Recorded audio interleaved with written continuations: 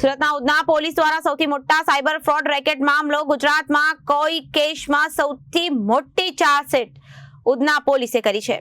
Udhna police સ્ટેશનમાં cyber ફ્રોડનો ગુનો નોંધવામાં આવ્યો છે અને દાખલ થયેલી 1550 કરોડના સાયબર ફ્રોડના ગુનાના પોલીસે ચાર્જશીટ રજૂ કરી હતી। સુરતના ઉધના પોલીસ દ્વારા સૌથી મોટા સાયબર ફ્રોડ રેકેટ મામલો સામે આવ્યો છે। ગુજરાતમાં કોઈ કેસમાં સૌથી મોટી ચાર્જશીટ ઉધના પોલીસે કરી હતી। ઉધના પોલીસ સ્ટેશનમાં સાયબર ફ્રોડનો ગુનો નોંધવામાં આવ્યો હતો।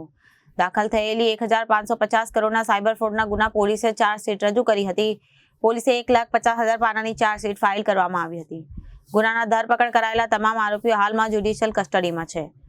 ગઈ તારીખ 22/5/2025ના રોજ ઉધના પોલીસ ઉધના વિસ્તારમાં વાહન ચેકિંગમાં હતી। એ દરમિયાન એક વ્યક્તિ મળી આવેલ શંકાસ્પદ, જેના વાહનનું તલાશી લેતા એમાંથી મ્યુલ અકાઉન્ટ્સના જે ડોક્યુમેન્ટ હોય એ મળી આવતા પોલીસને શંકા ગયેલી અને એના આધારે પોલીસે ઊંડાણપૂર્વકની તપાસ ચાલુ કરેલી, જેમાં કુલ 4 આરોપીઓની ધરપકડ કરવામાં આવેલી અને આરોપીઓ પાસેથી કુલ 165 બેંક અકાઉન્ટ મળી આવેલા, જેમાં એના ટ્રાન્ઝેક્શનો ચેક કરતાં કુલ્લે 1550 કરોડ રૂપિયાના ટ્રાન્ઝેક્શન હતા।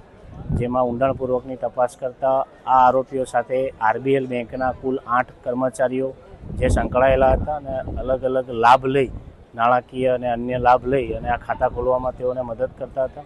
જે તમામ તપાસ કર્યા બાદ કુલ્લે 88 દિવસની તપાસ કર્યા બાદ પોલીસે ઉપરોક્ત 4 આરોપીઓ જે છે એના વિરુદ્ધમાં આજે ચાર્જશીટ કરી છે અને કુલ 1,50,000 જેટલા પાનાની ચાર્જશીટ કરવામાં આવી છે।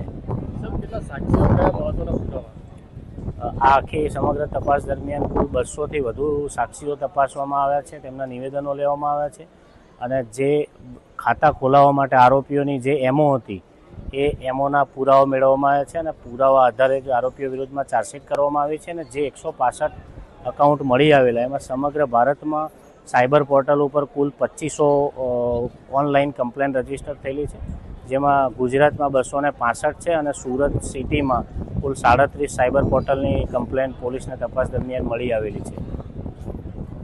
Reporter Arvind Rathod, Janadesh news, Surat.